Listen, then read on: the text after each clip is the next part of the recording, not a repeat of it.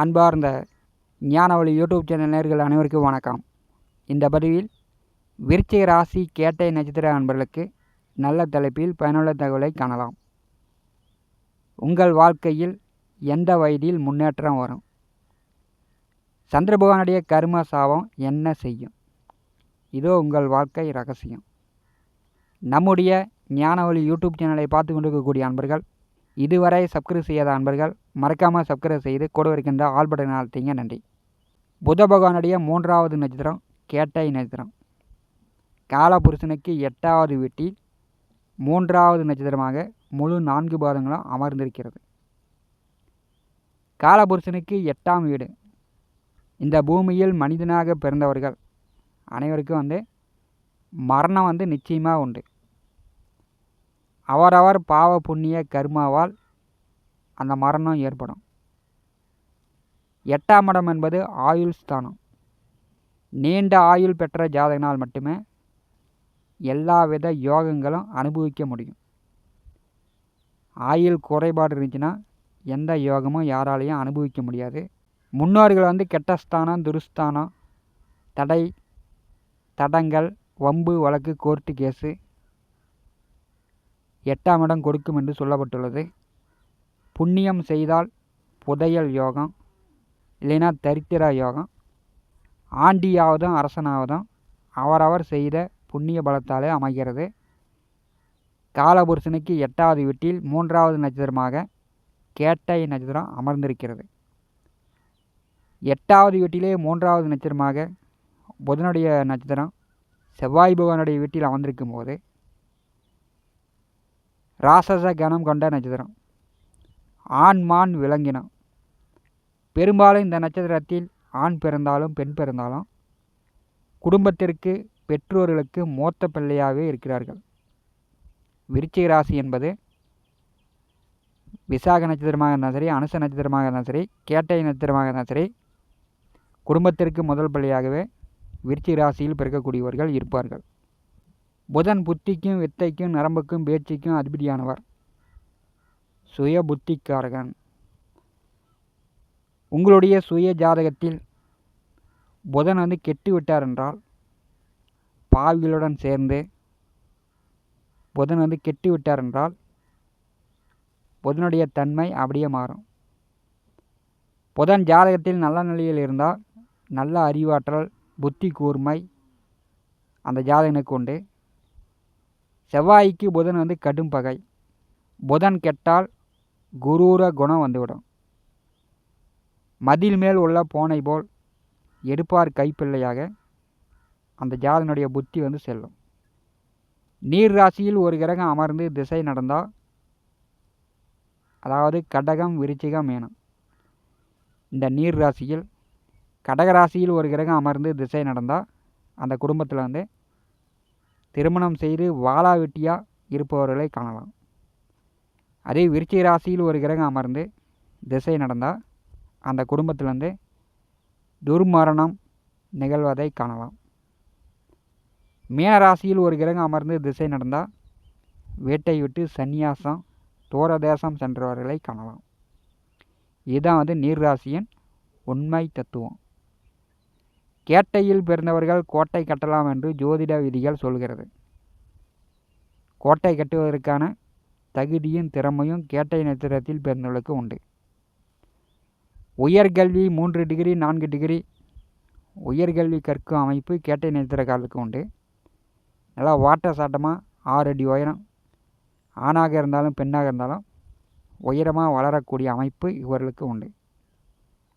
கேட்டை நட்சத்திரத்தில் பிறந்தவர்கள் புதனுடைய நட்சத்திரமாக இருக்கும்போது சுய புத்தி, நல்ல அறிவாற்றல், புத்திசாலித்தனம் உண்டு. கேட்டை நட்சத்திரத்தில் பிறந்தவர்களுக்கு இளம் வயதில் பேச்சு தாமதமாகலாம். குளிர், ஜுரம், காய்ச்சல் இவர்களுக்கு வந்துச்சுன்னா வாதம், முடக்கு, நரம்பு தொந்தரவு, ஊனம் ஏற்படக்கூடிய வாய்ப்பெலாம் உண்டு. இவர்களுக்கு புதன் திசை முடியுங்காட்டியும் பெருங்காய்ச்சல் வரும்போது, குளிர் ஜுரம் வரும்போது வாதம் வரும், பித்தம் வரும், முடக்கு, நரம்பு தொந்தரவு, ஊனம் ஏற்படக்கூடிய வாய்ப்பெலாம் உண்டு. இது வந்து புதன் திசை முடியும் வரை. காலபுருஷனுக்கு 4ஆம் வீட்டின் அதிபதி சுகஸ்தானாதிபதி சந்திரபகவான். சந்திரபகவானுடைய சாபம் பெற்ற நட்சத்திரம் கேட்டை நட்சத்திரம்.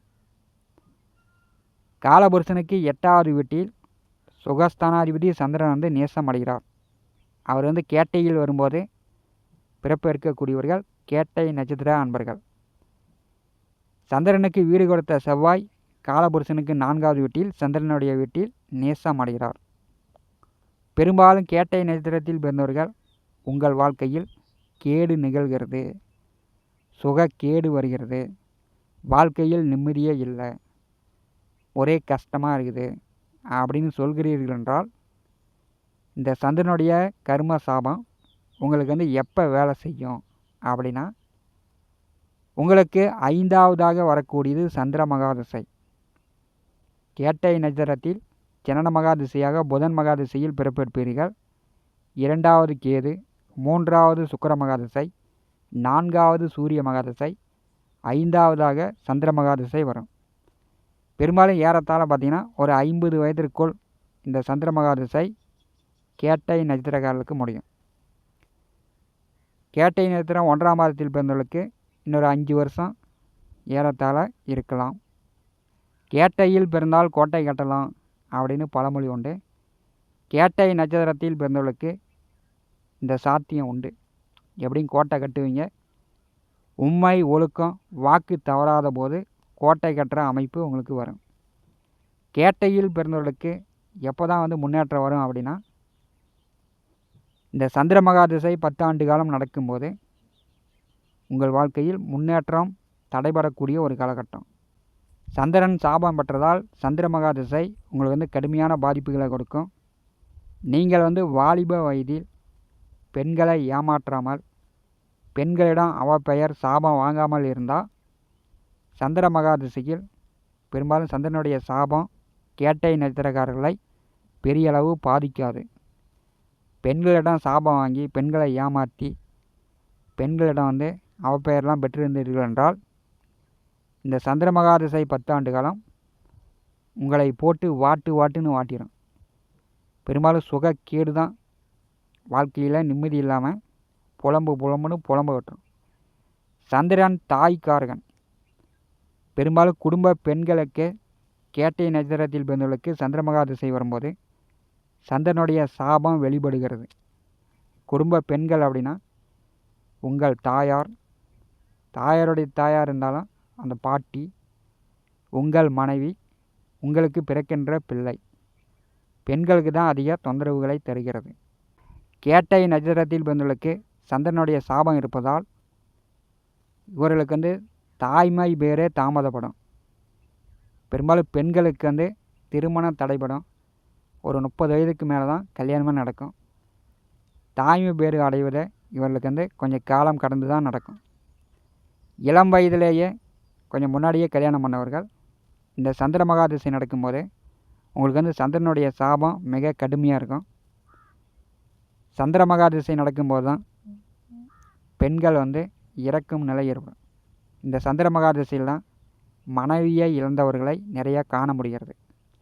அதே மாதிரி உங்கள் பிள்ளை உங்கள் பேச்சை கேட்காம, உங்கள் பிள்ளைகளால் உங்களுக்கு மன வருத்தம், கஷ்டம், உங்கள் பிள்ளைகளால் உங்களுக்கு அவப்பெயர் வரக்கூடிய அமைப்புலாம் சந்திர மகாதிசை நடக்கும்போது சந்திரனுடைய சாபம் கேட்டை நட்சத்திர அன்பர்களுக்கு ஏற்படும். சந்திர மகாதிசை நடக்கக்கூடிய காலகட்டம் இந்த 10 ஆண்டு காலம் 7.5 நாட்டு சனி, அஷ்டம சனி, அர்த்தாஷ்டம சனி, கண்டக சனிலாம் வராமல் இருக்கணும். இப்படிலாம் வந்துச்சுன்னா குடும்பத்தில் மரணம் நிகழும். அது வந்து பெண்களுக்கு, மனைவி, தாய், பிள்ளைக்கு கண்டம், இல்லைன்னா அதற்கு நிகரான ஆரோக்கியத்தில் தொந்தரவுகள் ஏற்படும்.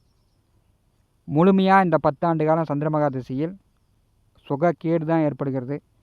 வம்பு வழக்கு, கோர்ட்டு கேஸு, வண்டி வாகனங்களில் செல்லும் பொழுது விபத்து, அறுவை சிகிச்சை இந்த மாதிரிலாம் ஏற்படுகிறது. பல வேளை நிரந்தரமில்லாத வருமானம் பெறக்கூடிய அமைப்பாக இருக்கிறது. மனச்சிதைவு, மனக்குழப்பம் ஏற்படுகிறது. இந்த கேட்டை நட்சத்திரத்தில் பிறந்தவர்கள் சந்திர பகவானுடைய கர்ம சாபம் பெற்றதால் அதிகமாக படித்தாங்க அப்படின்னா அதுவே வந்து பைத்தியம் பிடிச்சிக்கும். 3 டிகிரி 4 டிகிரி அதிகம் படித்தவர்கள் பைத்தியமாக இருப்பவர்களை காண முடிகிறது. அந்த பைத்திய நிலைக்கு கொண்டு செல்வது இந்த சந்திர பகவானுடைய கர்ம சாப தோஷம்தான். சந்திர பகவானுடைய நட்சத்திரத்தில் பிறந்தவர்கள் ரோகிணி, அஸ்தம், திருவோணம். உங்கள் குடும்பத்தில் பெற்றோர்களோ உடன் பிறந்தவர்களோ உங்கள் பிள்ளைகளோ இருந்தார்கள் என்றால் அவர்கள் மூலம் இந்த சந்திர மகாதிசை நடக்கும்போது பெயர் கெட்ட பெயர்லாம் வருவதற்கு வாய்ப்புகள் கேட்டை நட்சத்திர அன்பர்களுக்கு உண்டு. பெரும்பாலும் கேட்டை நட்சத்திர அன்பர்களுக்கு 3ஆவதாக வரக்கூடிய சுக்கிர மகாதிசை உங்கள் வாழ்க்கையில் சுகபோக வாழ்க்கையை கொடுக்கும். நீங்கள் நினச்ச மாதிரி எதிர்பார்த்த மாதிரி ஜாலியாக சந்தோஷமாக இருக்கும். பெற்றவர்கள் பெரியவர்கள் பேச்சை கேட்காம உங்களுக்கு மன நிம்மதி கிடைக்கும். அடுத்து வரக்கூடிய சூரிய மகாதசையில் நீங்கள் ஸ்டெடியாக ஒரு நல்ல வேலை, நல்ல தொழில், நல்ல வருமானத்திற்கு உங்களை வழிவகை செய்து கொள்ள வேண்டும். சூரிய மகாதசையில் தவற விட்டீர்கள் என்றால் சந்திர மகாதசை 10 ஆண்டு காலம் உங்கள் வாழ்க்கையில் போராட்டங்கள் நிறைந்திருக்கும், மனக்குழப்பமே மிகுந்திருக்கும். இதை கேட்டை நட்சத்திரக்காரர்கள் புரிந்து கொள்ள வேண்டும். சந்திர மகாதசை 10 ஆண்டு காலம் கடந்த பிறகு தான் செவ்வாய் திசையில் தான் அடுத்தது உங்களுக்கு முன்னேற்றம் வரும். இந்த சந்திர மகாதசை 10 ஆண்டு காலம் நடக்கும்போது பெரும்பாலும் சுகக்கேடு தான். பெண்களால் அவப்பெயர், பெண்களால் அசிங்க அகுமானம், பெண்களுக்கு தொந்தரவு. கேட்டை நட்சத்திர அன்பர்களுக்கு சந்திர மகாதசை நடக்கும்போது சந்திர பகவானுடைய கர்ம சாபம் பெற்றதால் ஏற்படுவதை காண முடிகிறது. சந்திர மகாதசை நடக்கக்கூடியவர்கள் அறிந்து புரிந்து செயல்படுங்க, எல்லாமே உங்களுக்கு சாதகமாக வரும். இந்த காணொலியை பற்றி உங்களுடைய மேலான கருத்துக்களை நம்முடைய கமெண்ட் பாக்ஸில் பதிவு செய்யுங்கள். நம்முடைய ஞான ஒளி யூடியூப் சேனலை பார்த்து கொண்டிருக்கக்கூடிய அன்பர்கள், இதுவரை சப்ஸ்கிரைப் செய்யாத அன்பர்கள் மறக்காமல் நம்முடைய சேனலை சப்ஸ்கிரைப் செய்து கொடுவிருக்கின்ற ஆல் பட்டன் அழுத்திங்க. தினந்தோறும் நம்முடைய சேனலில் ஜோதிட பலன்கள் பதிவிடப்படும். உடனுக்குடன் பார்த்து பயன்பெறுங்கள். நன்றி, வணக்கம்.